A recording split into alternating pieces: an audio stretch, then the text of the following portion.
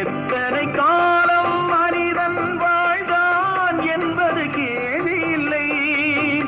அவன் எப்படி வாழ்ந்தான் என்பதை உணர்ந்தால் வாழ்க்கையில் தோல்வி இல்லை, வாழ்க்கையில் தோல்வி இல்லை.